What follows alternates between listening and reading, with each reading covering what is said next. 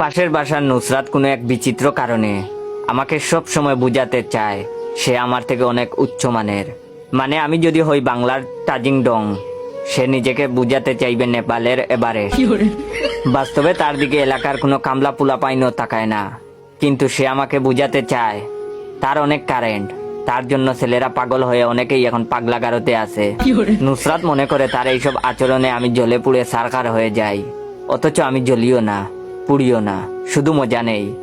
আমাকে জ্বালানোর দৃঢ় সংকল্পে গত রমজানের কোনো একদিন সে আমাকে বেলকনিতে দেখেই কাকে যেন ফোন দিল।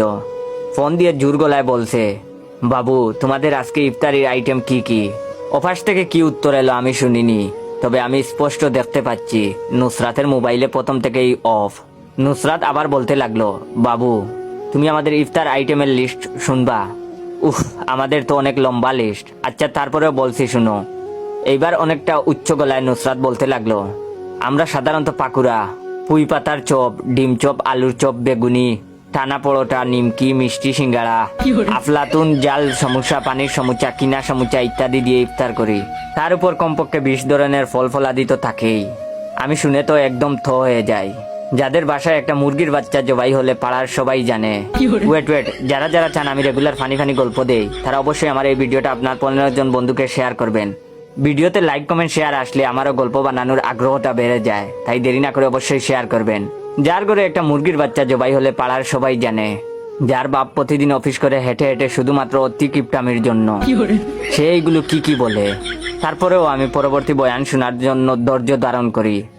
নুসরাত আরো জোর গলায় বলতে লাগলো, আরো কিছু আইটেম আছে যেগুলো পরিবারের সবাই খেলেও সচরাচর আমি খাই না।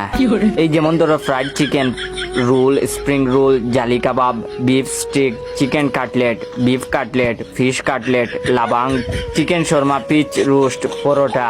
আমার এইবার অজ্ঞান হবার উপক্রম, কিন্তু এরই মধ্যে বেলকনিতে আন্টির আরবি বাব। আন্টি এসে নুসরাতকে ধমক দিয়ে বললেন, এই মেয়ে এখানে বসে নষ্ট মোবাইল দিয়ে কার সাথে কথা বলো? তোমাকে না বলছি চুলা আর সেহরিটের টাকা বাদ গুলো বাঁচতে, নইলে কি দিয়ে ইফতার করবে?